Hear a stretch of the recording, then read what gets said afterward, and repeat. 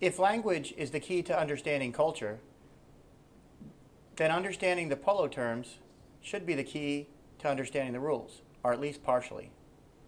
So let's go over some commonly used polo terms, or at least terms that the umpires use a lot, and that may shed some light on the rules.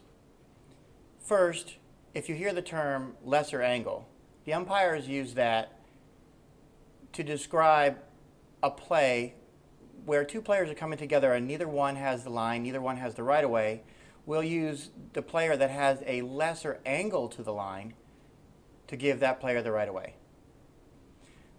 Umpires will often use the term gap. Gap refers to the distance between opposing players. So if the gap between two players is opening, the distance is getting greater, and that's usually associated with a less dangerous situation. Or if the gap is closing, that means the distance between the opposing players is getting smaller, and that's generally associated with a greater risk of collision. So a foul under those circumstances may be likely. Your near side is your left side, and your off side is your right side.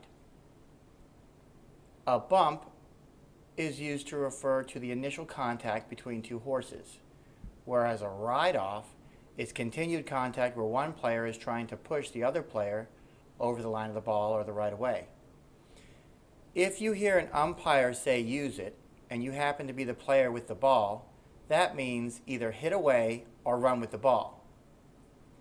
If you hear an umpire say clear, and you happen to be blocking or shading somebody with the ball, then you need to clear out of the right of way in the quickest route possible. Blocking means entering someone else's right of way just a little bit and preventing them from going forward. Shading is basically the same thing. Blocking is usually entering the right of way greater than shading. Shading might be a little less, but we use those interchangeably, blocking or shading. Umpires will also use the term offsetting. If we have two infractions of the rules that occur approximately at the same time or are derived out of the same play, we may, in our discretion, use the ability to offset those penalties. So for example, we can offset one foul against the other and throw the ball in, or we could partially offset a penalty by, say, an appeal or something like that, which we would give a lesser penalty against the team that fouled because of the actions of the team that got fouled. So umpires have a wide array of discretion when it comes to penalties that are offsetting or partially offsetting. Yellow card or yellow flag. The rules say yellow flag because we had flags at the time the rules were made.